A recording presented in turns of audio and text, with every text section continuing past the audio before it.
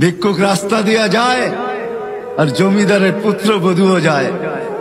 একজন সামনের থেকে আসতেছে, একজন সামনের দিকে যাইতেছে।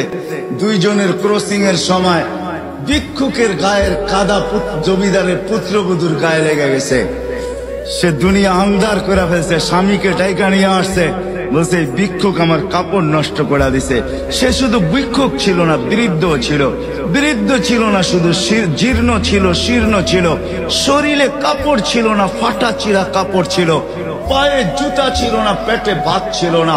জমিদারের পুত্র সইতে পারে নাই, যৌবনী শক্তি সয়তো সয় কি কইরা তার স্ত্রীর গায়ে ভিক্ষুকের কাদা, বস সমগ্র শক্তিকে হাতে জমা করা একত্র করে বৃদ্ধের গালে বসায়।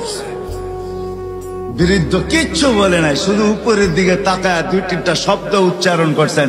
শব্দগুলা হলো ইয়া মাল্লা তারা হলো ওয়ুন, ও আল্লাহ চোখে দেখা যায় না, ও তারা কুল্লা শাই তুই সব দেখিস, ফারা তারা মা বি তুই কি দেখিস না আমার সাথে কি ঘটতেছে, এটা কি দেখিস না? বলতে দেরি যুবক, মরতে দেরি হয় নাই।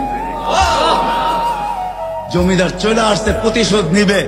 বৃদ্ধের একদিকে মুস্কি হাসি, একদিকে বলতেছে প্রেমের খেলা এমনই হয়। জিজ্ঞাসা করছে কিসের প্রেমের খেলা রে? বলছে ওর প্রেমিকার গায়ে আমার কাদা লাগছে, পায়ের কাদা লাগছে, ও সইতে পারে নাই। যৌবনী শক্তি দিয়ে আমার বৃদ্ধ গালে বসায় দিছে। আমাকেও একজন ভালোবাসে, সেও সইতে পারে না, সেও সইতে পারে না। ও তো থাপ্পড় দিয়া খেলতো, সে জান নিয়ে নিছে, জান।